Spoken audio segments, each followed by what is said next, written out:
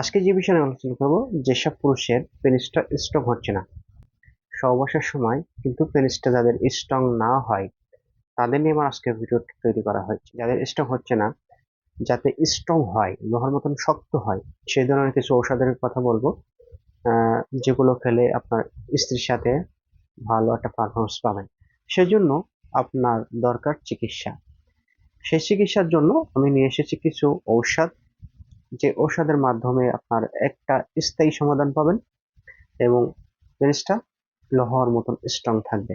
তা যে ঔষধগুলো আপনাকে খেতে হবে: 1 নাম্বার, জুবোরেক্স capsule, Panax ginseng, Korean ginseng. এটি এটি হামজা ল্যাবরেটরি একটা প্রোডাক্ট, যার রেজাল্ট খুবই ভালো।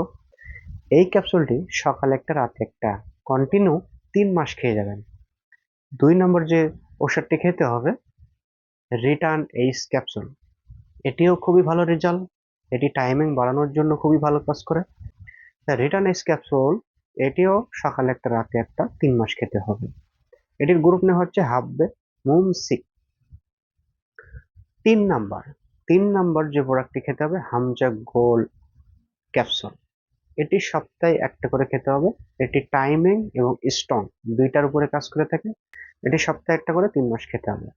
4 নাম্বার, হাইফিট হালুয়া। কিছু গুরুত্বপূর্ণ জিনিস, উপাদান দিয়ে এটি তৈরি করা হয়েছে। সকালে 2 চামচ, রাতে 2 চামচ, কন্টিনিউ 3 মাস খেয়ে যাবেন।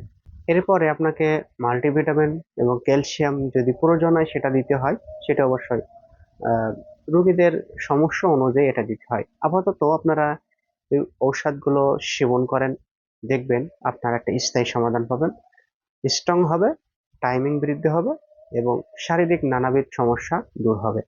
আশা করি ভিডিওটা আপনাদের ভালো লেগেছে। এই ভিডিওটি অবশ্যই শেয়ার করে সবাইকে জানিয়ে দিবেন।